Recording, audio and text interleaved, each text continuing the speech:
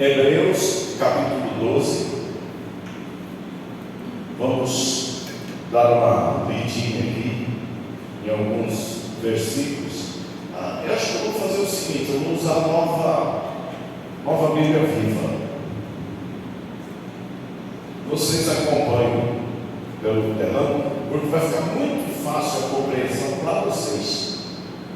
Eu prego normalmente com essa, com a revista corrigida, mas eu quero trazer para vocês de uma forma muito simples, muito clara. Na minha Bíblia, o texto ali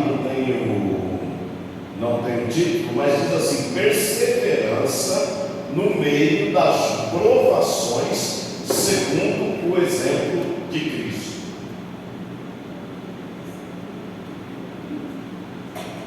Ouve isso: perseverança. Eu aprendi um negócio tão legal sobre perseverança, mas agora não vou me recordar. No meio das provações, segundo o exemplo de Cristo. Irmãos, nós precisamos aprender a ser firme, constante, perseverante, alguém que não sai do objetivo, do alvo. E o nosso alvo é Cristo.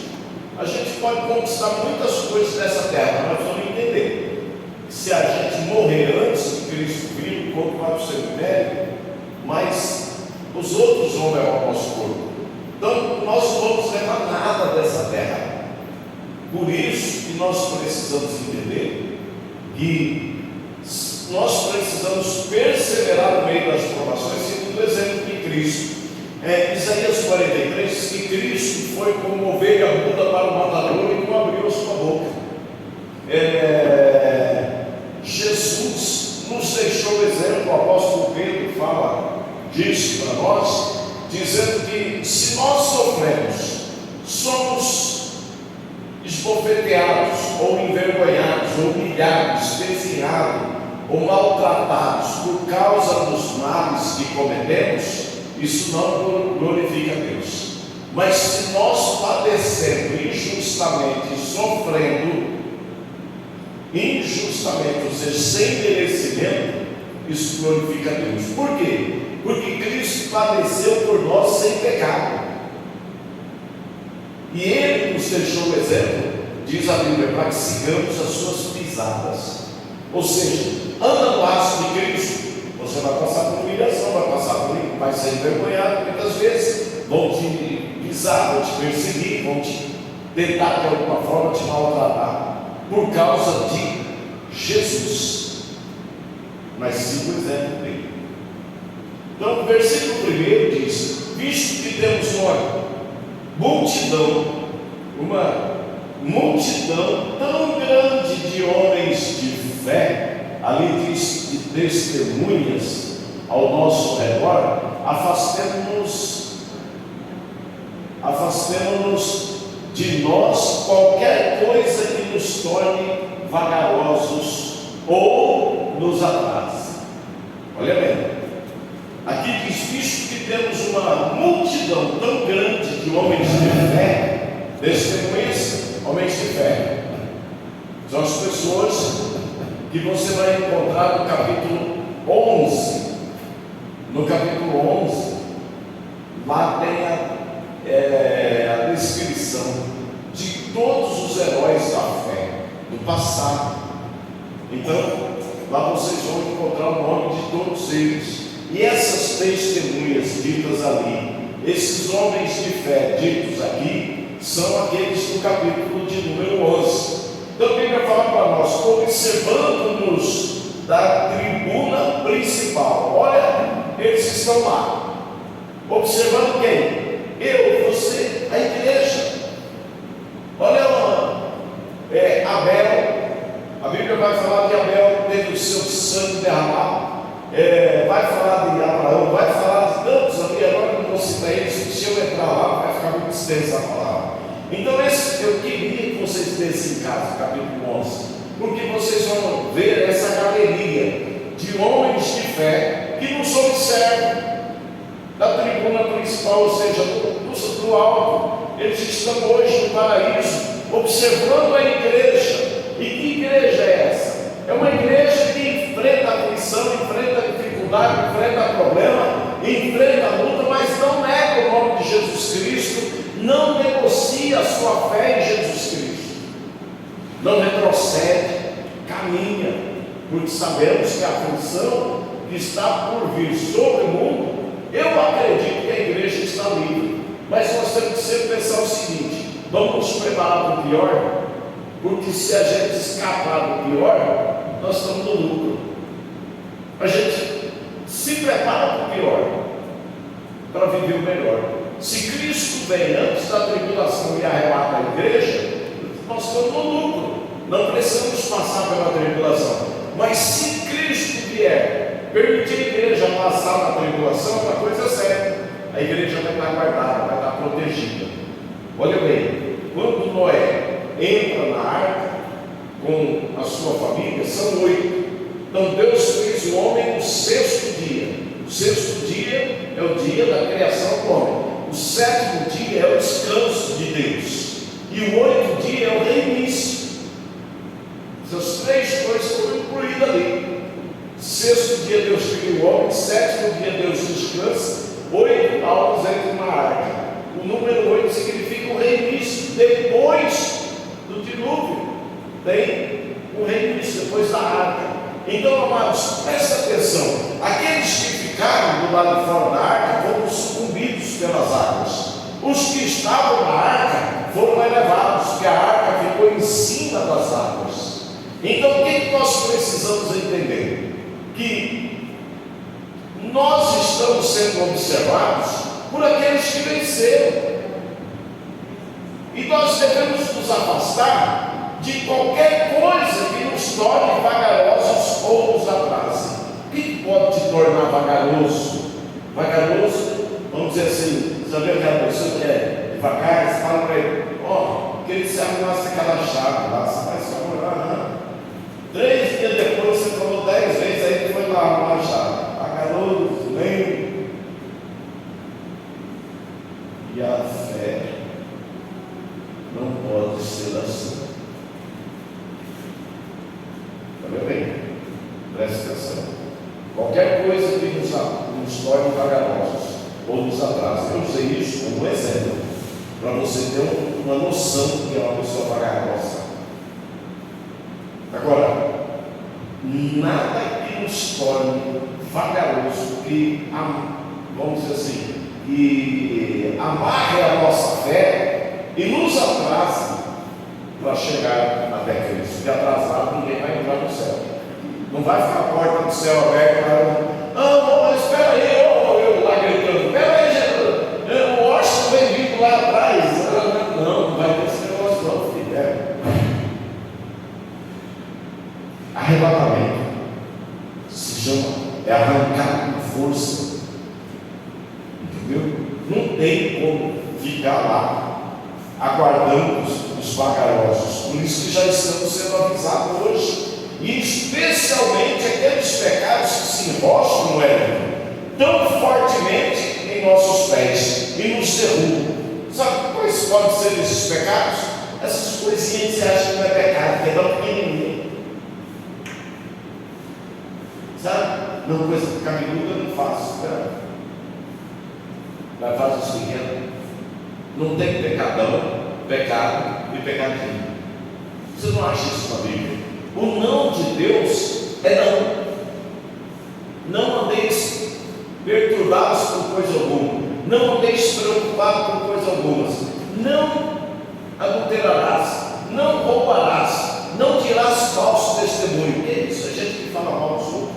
Não isso, não aquilo, não aquilo. É não. Inclusive nós temos na Bíblia 613 mandamentos. 248 são positivos e 365 são negativos. Nós temos um mandamento negativo para cada dia. Não façam isso. Não façam isso. Cada dia nós temos um não de Deus. Agora nós temos 248 mandamentos positivos. Então, amados, olha bem, aquilo que se enrosca tão fortemente em nossos pés e nos derruba, a pessoa sabe que aquilo é errado, mas volta e meia está lá no erro, sabe que aquilo é errado, mas pede perdão para Deus e erra de novo, sabe que aquilo é errado, mas foi corrigido, não gosta da correção e erra de novo. É isso que significa enroscado em nossos pés, amarrado, atrelado com aquilo que é pecado. E aí ele vai dizer aqui, ó, e nos derruba. Esse nos derruba é que vai tirar muita gente de dentro do céu. Pode estar na cadeira da igreja, pode pôr dízimo no gasofilácio, oferta no gasofilácio, mas pode perder a salvação, porque a Bíblia já está nos alertando, está dizendo nos derruba. Alguém que está andando, tropeça e cai, está no chão, caiu. Então, quando a Bíblia está dizendo que nos derruba, aí ele diz que corramos com perseverança a carreira especial que Deus pôs diante de nós. Corramos com perseverança a corrida que Deus propôs para nós. Corramos. O negócio é o seguinte, é constante, contínuo. Vamos para o céu. Vamos para o céu. Pastor, mas não, vamos para o céu. Cuidado, cuidado. Não negocie com o pecado. Você sabe que é errado na lei de Deus? É pecado. Você sabe que é errado na lei dos homens? É pecado também.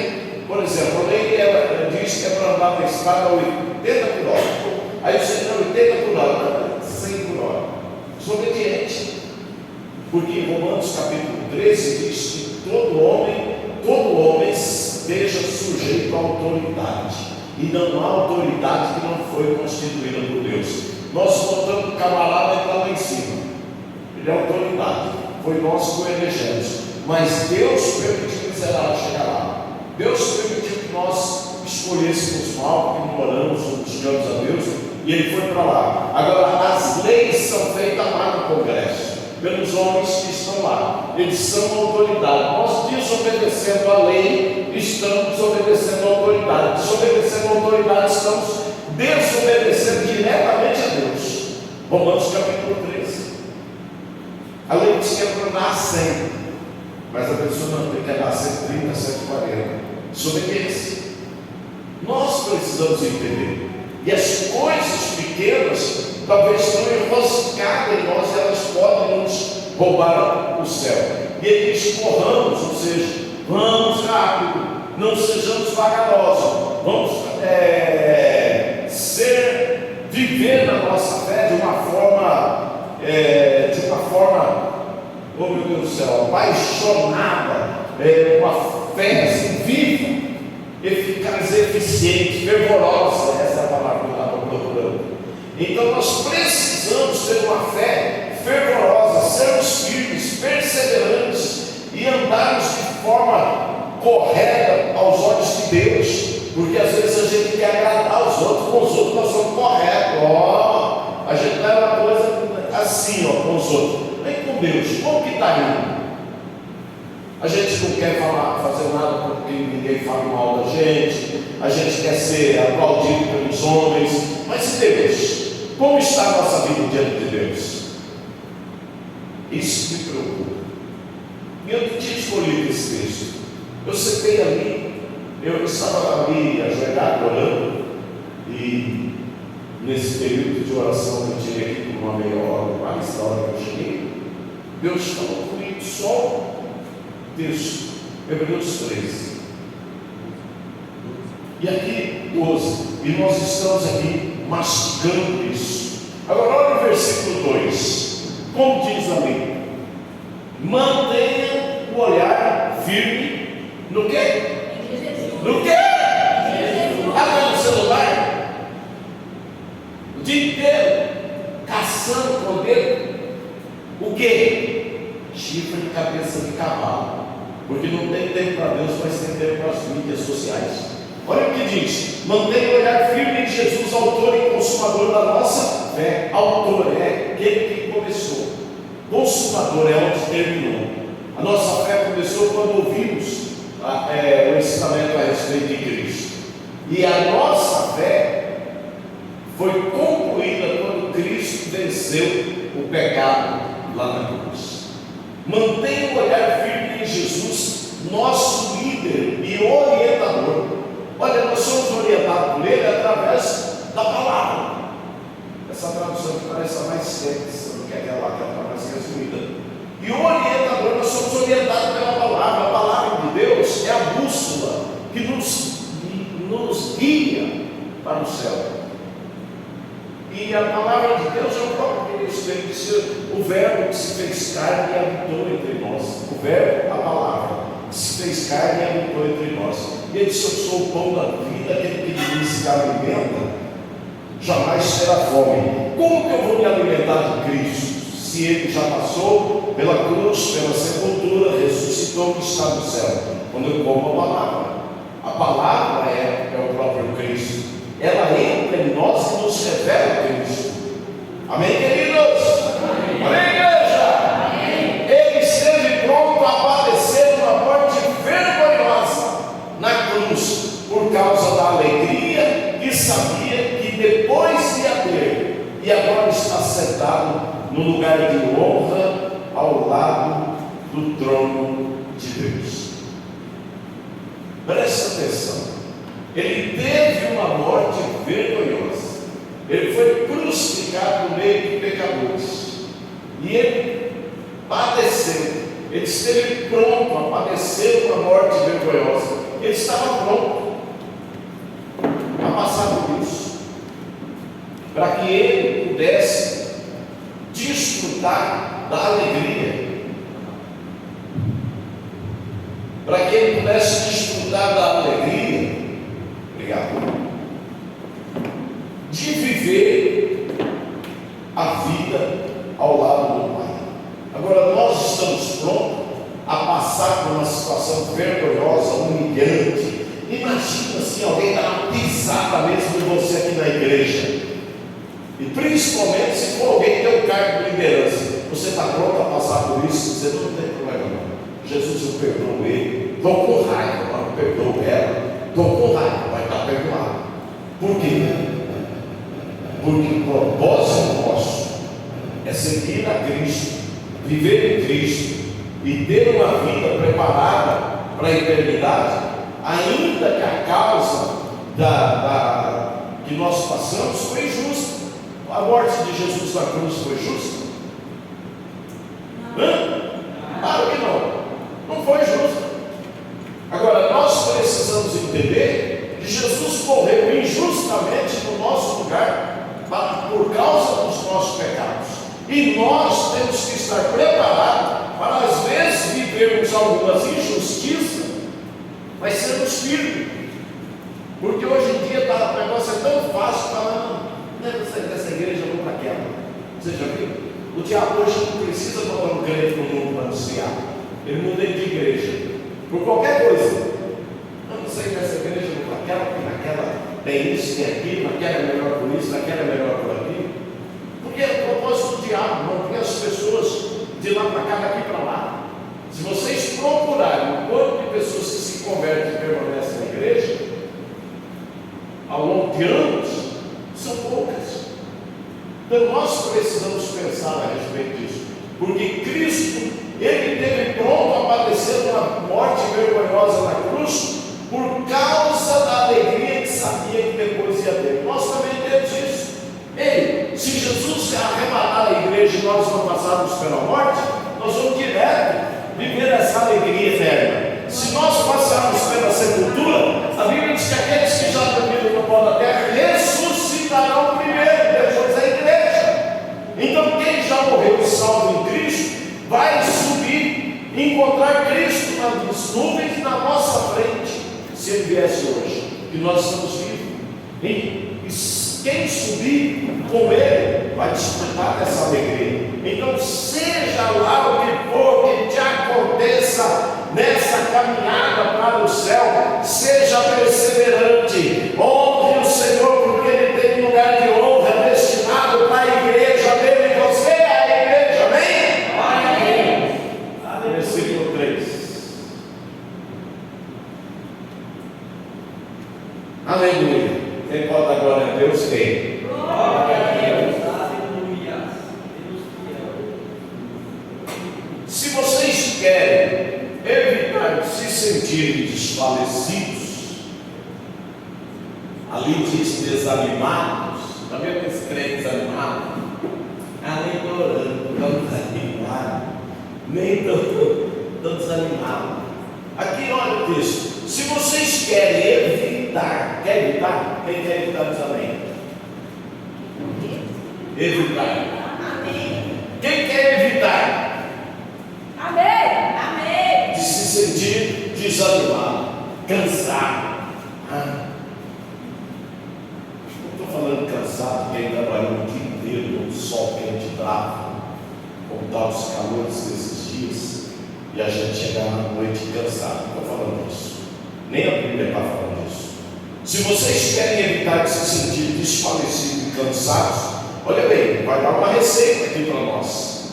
Pensem na resignação dele enquanto homens pecadores faziam essas coisas tão terríveis como ele. Olha só, versículo 3 aqui diz assim: considerais, pois, aquele que suportou tais contradições dos pecadores contra si mesmo. Ou seja, o povo maligno crucificando ele na cruz, o povo de Israel, para quem ele veio, João 12 diz que eles não receberam. Aí no versículo João 1:10, né? No versículo 12 diz: todos quanto receberam e creram no seu nome, deu-lhes o poder de serem feitos filhos de Deus.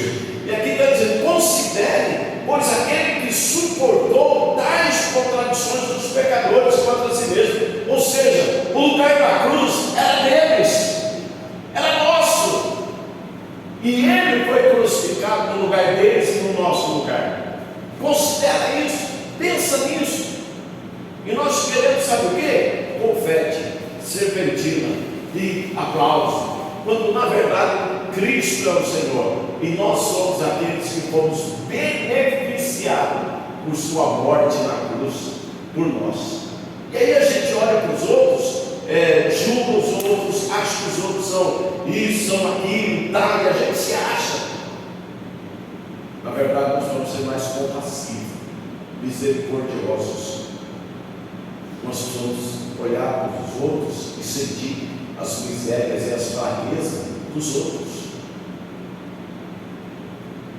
Queridos, até um dia, eu não sei quem foi que falou para mim assim: mas o senhor é sempre por panos quentes. Não sou por panos quentes. Os pacificadores, a Bíblia fala nas bem-aventuranças que eu li aqui, deles é o reino do céu. Precisamos aprender a pacificar as coisas. E os misericordiosos, lá não vou citar agora, nós já falamos sobre isso no começo do culto. Então agora, queridos, olha bem, ele suportou as contradições dos pecadores contra si mesmo, para que não enfraqueçais, desfalecendo em vossos ânimos. Ou seja, por que é que eu vou enfraquecer? Por que é que eu vou desfalecer, perder as minhas forças, ficar jururu, se eu tenho ele como meu exemplo? Ele passou por tudo que nós nunca vamos passar, que é a crucificação. Recebemos dele gratuitamente o perdão dos nossos pecados, mas para ele custou a vida dele. O Pai custou um filho pregado numa cruz. E aí ele está dizendo: considerem isso, evitem se sentirem fracos, desfalecidos, cansados. Pensem na resignação, na resistência dele, enquanto homens pecadores faziam tais coisas tão terríveis como ele. Nós somos cristãos. Se alguém fizer alguma coisa terrível com você, às vezes até de propósito ou sem querer, qual vai ser a tua reação? Nós precisamos pensar. Nós temos que ter firmeza. Por isso que no versículo 1 nós já fomos advertidos a sermos perseverantes. Entende? Perseverantes. Perseverar na carreira que está proposta por Deus para nós. Deus propôs isso para nós. Aí agora nós vamos para o versículo de número 4. Afinal de contas, vocês ainda não lutaram contra o pecado e a tentação ao ponto de suarem grandes gotas de sangue. Afinal de contas, vocês ainda não lutaram contra o pecado e a ponto de derramar o próprio sangue. Jesus fez isso por nós. Gente, o pecado, ele é prazeroso. Você já viu alguém acender o fogão assim? Vamos pensar que o fogão da cozinha acende, põe o dedo lá na chama e está queimando, fritando o dedo lá na chama, é gostoso, e põe o dedo lá de novo. Você já viu alguém fazer isso? Não, né? Mas pecar é bom, porque se o pecado não fosse bom, ninguém pecava. O pecado, ele é sedutor. Agora, o fruto do paraíso, quando Eva veio para Adão, ela disse: olha, ele era, como é que é? Bonito à vista, e ela comeu e gostou dele. Então nós precisamos estar atentos, porque Jesus disse: vigiai. Primeiro vigiai e orai, para que não entreis em tentação, porque a carne é fraca. A carne não é esse cara bonito que vocês estão vendo aqui, a natureza que está dentro de cada um de nós. Sabia que vocês iam concordar comigo? Obrigado. A carne é a natureza humana que está dentro de nós, pecaminosa. E quando isso acontece no paraíso, a Eva come, leva para Adão, a Bíblia fala que quem pecou foi Adão, foi ele o desobediente. Então, ele foi seduzido por uma coisa boa e gostosa. O pecado é bom e o pecado é gostoso. Se não fosse, ninguém cometeria o pecado. É gostoso ficar falando mal da vida alheia, das rodinhas. É gostoso ficar criticando o pastor de rodinha. É gostoso falar. E um monte de coisa por aí. Afinal de contas, vocês ainda não lutaram contra o pecado e a tentação ao ponto de suarem grandes gotas de sangue. Foi isso que aconteceu com Cristo. Ele fez isso por nós. Lá no Monte das Oliveiras, ele estava lá pingando sangue, dado o sofrimento que ele estava vendo pela frente, e o momento que ele está vendo os nossos pecados caindo sobre ele, e o Pai sem poder contemplar o Filho carregado com os nossos pecados, e o seu suor se transforma em gotas de sangue. E a Bíblia está dizendo aqui para nós: ainda não resististe até o sangue combatendo contra o pecado. Você já viu que a gente não combate o pecado? A gente às vezes facilita e é seduzido por ele. Você já viu que às vezes a gente dá lugar ao pecado e permite que ele nos afaste de Deus em algum momento, algum tempo da nossa vida? E nós é que precisamos tomar cuidado. Que o texto está dizendo para nós, no versículo 3: se vocês querem evitar de se sentir desfalecidos, cansados ou fracos,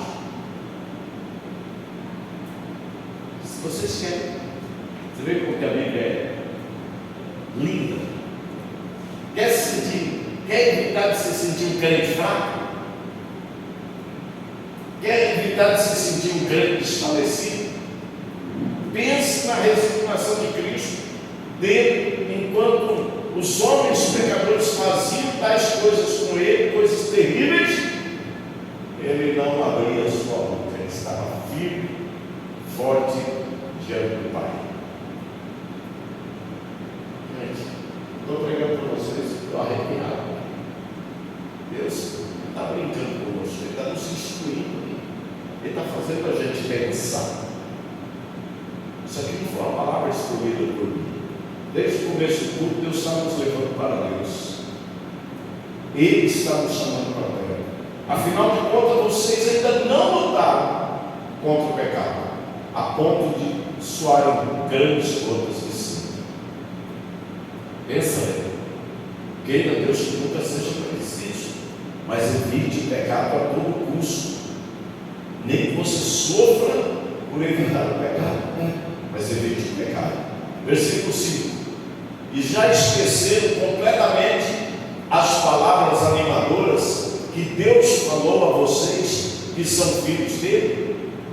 Está fazendo uma pergunta para nós. Vocês já se esqueceram das palavras tão animadoras que Deus falou a vocês que são filhos dele? As palavras aí, do versículo 1 ao 4. Ele disse: meu filho, não fique irado quando o Senhor castigar você. Crente, quando está passando uma prova, não é prova, uma coisa é prova, outra coisa é luta por desobediência. O que é prova? O menino vai na escola, ele não falta na escola, crente isso, ele não falta na escola, ele faz a tarefa de casa, ele na escola ele é um bom aluno, ele tira boas notas, mas cada 2 meses ele é avaliado pelo professor. Chega o dia da prova. A prova é para matar o aluno? Não. Claro que não. A prova é para saber se o aluno aprendeu a lição, se ele aprendeu a matéria que foi dada. Nós passamos por prova, não é porque estamos no pecado, prova é para saber se o nosso coração é reto com Deus, se nós aprendemos os ensinamentos e estamos vivendo em Cristo. Dessa forma que nós estamos aprendendo nessa noite. Ele diz: meu filho, não fique irado quando o Senhor castigar você. Olha, quando o Senhor disciplina você, nessa tradução, não despreze a disciplina do Senhor, não fique desanimado quando Ele repreender você. Às vezes Deus dá uma apertada na gente, permite a gente passar uma luta financeira, alguma coisa assim, que Ele está espremendo a gente já começa a ficar meio desanimado, meio reclamão, meio xoxo. Você já passaram por isso? Eu já vivi esses pedaços na minha vida. Uma vez eu peguei a minha Bíblia, joguei dentro do balcão da estante de casa e disse: não é mais, chega, não vou mais para a igreja. Esse negócio para a igreja 3, 4 vezes na semana eu ia. Isso foi mais ou menos pelo 2º, 3º ano de conversão minha. Eu não vou mais para a igreja. Para que ficar lendo Bíblia, indo para a igreja? Não, aí eu ia para a igreja porque as crianças queriam ir para a igreja, eu ia. Mas a Bíblia eu botei lá dentro da estante e não tirei mais. Eu não vou mais ler a Bíblia. Senhor, sabe o que aconteceu? Uns 6 meses depois, a situação ficou muito pior. Deus foi permitindo, sabe o que? A longanimidade de Deus. Deus permite, vai desobediente, vai teimoso, vai. Isso, não é Bíblia não, isso, fica revoltadinho. E aí uma hora apareceu o negócio meu, eu falei: de ponta cabeça. Eu tirei aquela Bíblia do balcão e comecei a ler. E Deus falando comigo, tratando comigo, e eu chorando, pedindo perdão, me humilhando diante de Deus. E aí eu passei, aí eu tive que enfrentar uma prova, porque Deus estava me experimentando se eu estava firme ou se eu estava ainda com aqueles pensamentos que eu não vou mais ler a Bíblia. Estava revoltadinha, nervoso, que a luta estava grande. Nunca mais eu joguei minha Bíblia no canto, no HD, para dizer assim: não leio mais a Bíblia. Foi o pior tempo da minha vida, quando eu relaxei, porque eu estava irado com as provas. Meu Deus do céu, quando eu não era crente, eu tinha dinheiro, eu tinha carro bom, eu tinha isso, eu tinha aquilo. Agora, tudo de uma vez, que eu não sou mais quem eu era. Larguei disso, larguei daquilo, eu fazia a missa para Deus. Entendeu? Olha só, meu filho, não fique irado quando o Senhor castigar você. Não fique desanimado quando Ele tem que lhe mostrar em que você está errado.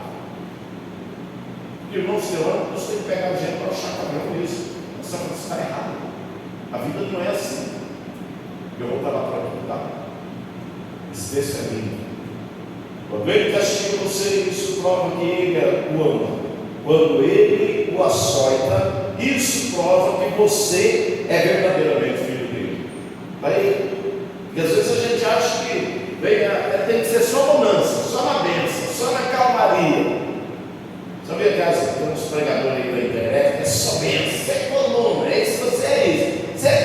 benção. Nada a ver. Nós somos gente ruim, que estamos sendo tratados por Ele, transformado. A palavra dele está nos pegando por dentro. Deus não está aqui para massagear o ego nosso, sabe por quê? Porque Ele crucificou o Filho dele no nosso lugar. Aí a gente quer ter o ego massageado por Deus, é conquistar, é ter, é ganhar, Peraí, a coisa não é assim na Bíblia. Leia a Bíblia. Na Bíblia não é assim. Cristo nos deixou o exemplo para que sigamos as suas pisadas. Qual o caminho que Cristo trilhou? Olha, perseguido pelos fariseus, pelos saduceus, pelos essênios, confrontado o tempo todo, ele sempre em batalha, todo o tempo eles estavam tentando pegar Jesus numa cilada para pegar Jesus para poder matá-lo. Olha o que ele passou. E aí a gente quer, não, eu sou evangélico, Deus tem que fazer isso, Deus tem que fazer nada, já fez tudo para nós. Já parou para pensar que Deus já fez tudo? Já tem um cântico, e faz tempo que eu não canto, eu não vou lembrar toda a letra, mas diz assim: tudo que Jesus conquistou na cruz é direito nosso, é nossa herança, está conquistado. E o direito nosso é o céu, a herança nossa é o céu, não é a terra. O problema é que a igreja aprendeu a gostar da terra, ela ama dinheiro mais do que Jesus. Por isso que Deus fala no primeiro mandamento: amarás o Senhor, teu Deus, de todo o teu coração, de todas as suas forças, de todo o teu entendimento. E amarás o teu próximo como a ti mesmo. Amar o próximo não é gostar do próximo. Às vezes você não gosta da pessoa, mas você tem que amar. É mandamento. Nossa, que lá Deus mandou você gostar, mandou você amar, orar pelo que te persegue e amar os seus inimigos. Olha bem, se nós somos cristãos mesmo. Amém. Vou encerrar por aqui. Que Deus nos abençoe, que a paz de Cristo seja convosco, que esse final de ano seja lindo na tua vida e na tua casa, e que Deus maravilhoso como é, te ajude e te abençoe até o último minuto desse dia, e um novo ano nosso descortinado seja um ano de bênção, de vitória, de paz e de socorro de Deus, de favor de Deus, de prosperidade, de saúde, de alegria e de bênção na tua casa. Amém. Que haja salvação para os teus, para a tua família no ano que vem, em nome de Jesus.